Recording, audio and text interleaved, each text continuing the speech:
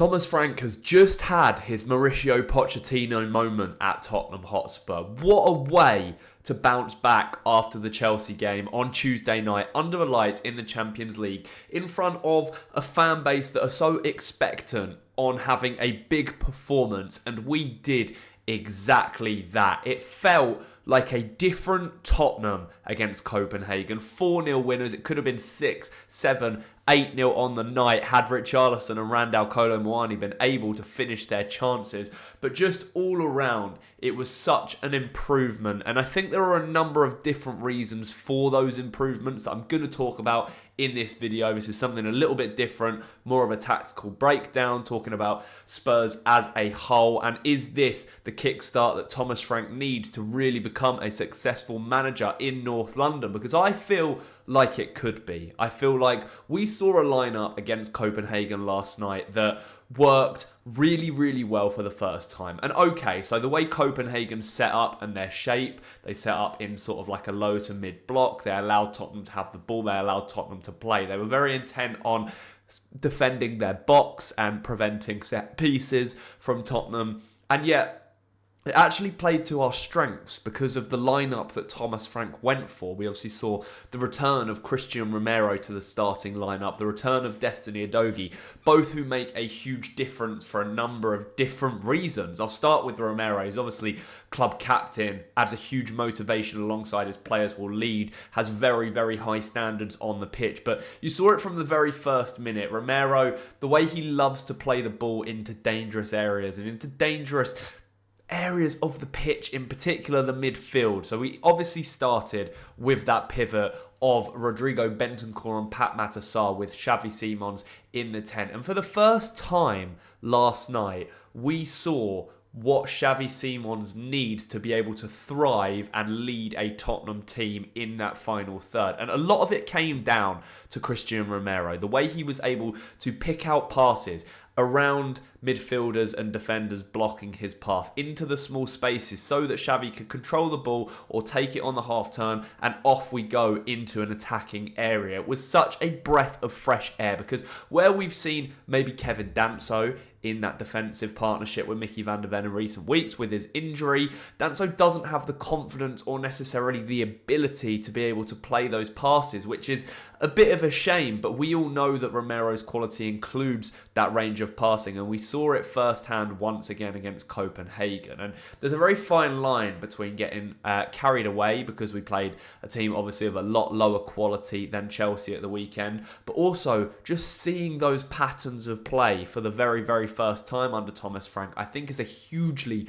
encouraging step. So Romero being able to come back into the team and do that and play the passes in between two midfielders either side of Sarr, who's floated into the space behind them, or Xavi Simons playing it around defenders, or just firing it into his feet to make sure it gets to him. It just opens up so much space for the fullbacks and wingers to run off, and then of course Kolo Muani up front as well. I think Destiny Udogie also played such a huge role for Spurs in that aspect, because where Jed Spencer's been playing at left back recently, he's very one-footed, doesn't like to use his left foot, doesn't necessarily have the confidence, the pace or the skill to run up the touchline, beat his man, deliver crosses, deliver dangerous passes into the ball. Often with Jed Spence, we've seen him pick the ball up and drive inside of the pitch rather than down the touchline. And that is purely because he's not confident on his left foot. Udogie came back into the team against Copenhagen and he was phenomenal. He is one of the most underrated players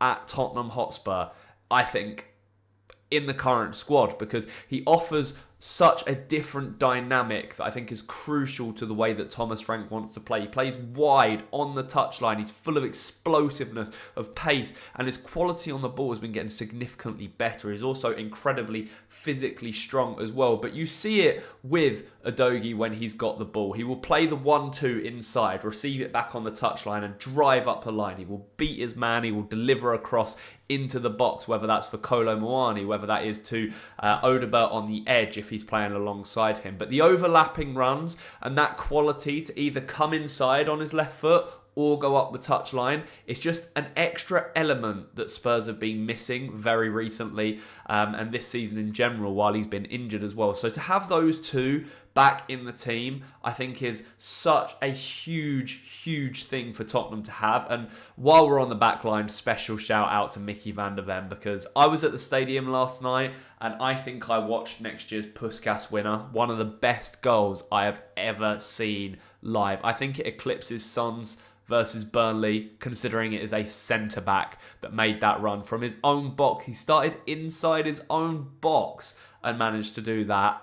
I lost for words. I was just stood there, stunned, obviously on my feet, applauding as well. But it was such a memorable moment. But let's get back to the tactics. Let's talk about the midfield pairing, Bentancur and Sarr. And we'll talk about Simons in a second as well. But I think yesterday will have really opened Thomas Frank's eyes to what we need in that middle of the park. And it's a really difficult line because João Paulinho came on in the second half after Brennan Johnson's red card, played really well, got an assist, scored a goal, broke up the play, kept us on top of things. It's fantastic. But I just think what we saw against Copenhagen was evidence once again that we don't need to play that midfield pivot of Bentancur and Paulinho together against a lot of teams because we lack the technical quality in the middle of the park. And I want to talk firstly about Pape Matar Sarr here. Obviously, we know he's a relentless runner. We know that he can carry the ball and drive the ball forward. That's something that neither Bentancur and Paulinho really do.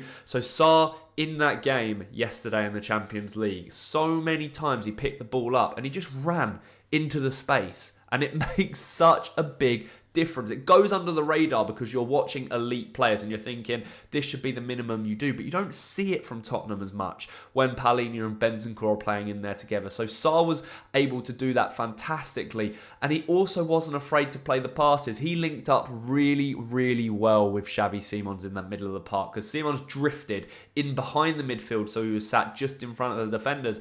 And for the first time, as I've already mentioned, we saw those balls into Simons from Sarr, in between two midfielders, in tight spaces, and he gets the ball under control really quickly, Xavi Simons, and he has an eye for a pass.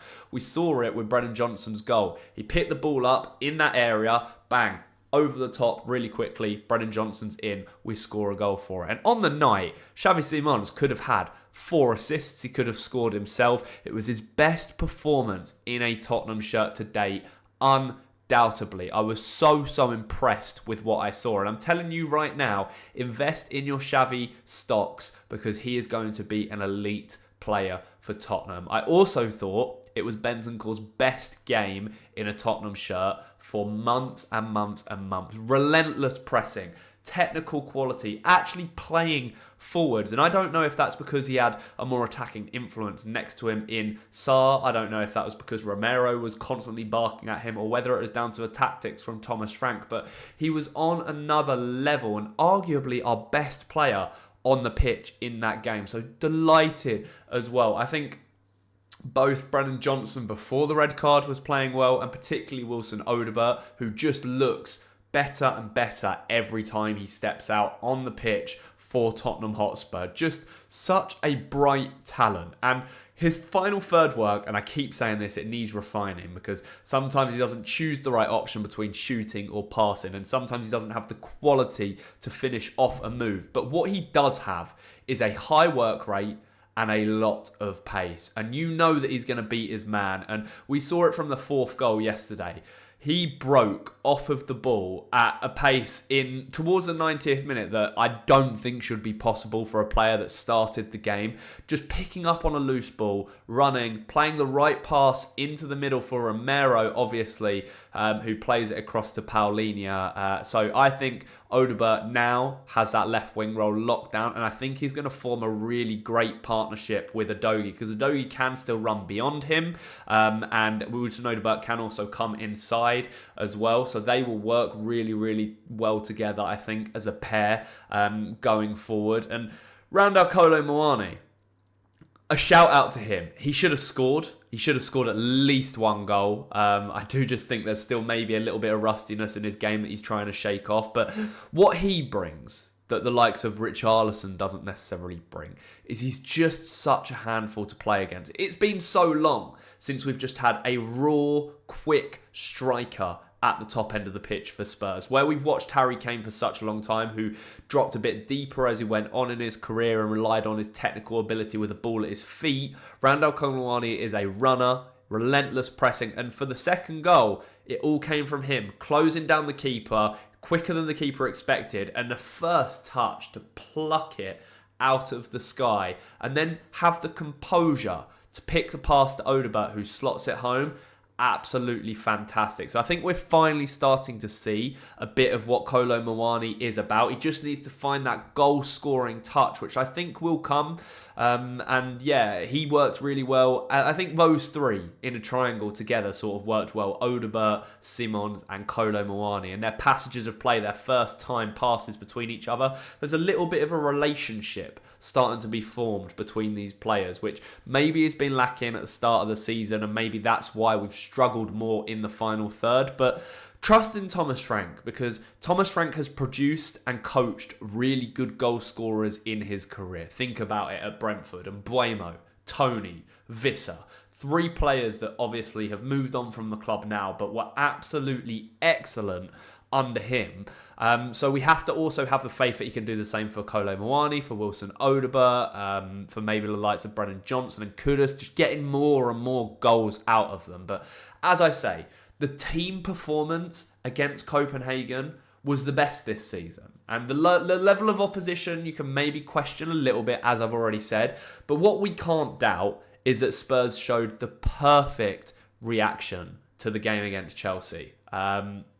And I just think going forward, it will help us and give us so much confidence.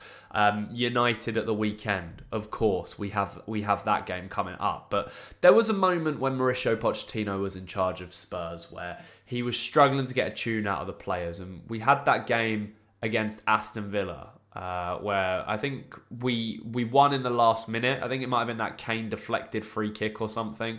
And we won that game. And it changed the trajectory of Pochettino's Tottenham. And I feel like this Copenhagen game could do the same for Spurs under Thomas Frank. I know it's hard to say still because we've only just had the aftermath of that game. There's still a lot of football still to be played. But I really do believe that we are going to be okay under Thomas Frank. The atmosphere at the stadium was so much better. We're starting to finally see players click together a little bit more now as well. And just overall, it was a fantastic performance with some fantastic passages of plays in there. So yeah, thank you so much for watching my sort of tactical review of that Tottenham game against Copenhagen. Let me know what you thought in the comments below. If you want a bit more in-depth analysis stuff, just let me know in the comments. And obviously, if you've enjoyed it, feel free to like and subscribe to the channel, of course. I'll be back with a new video for you in the next couple of days. But for now, thank you so much again for watching. Don't forget to subscribe to the channel. Enjoy the rest of your week. And as always, come on you Spurs.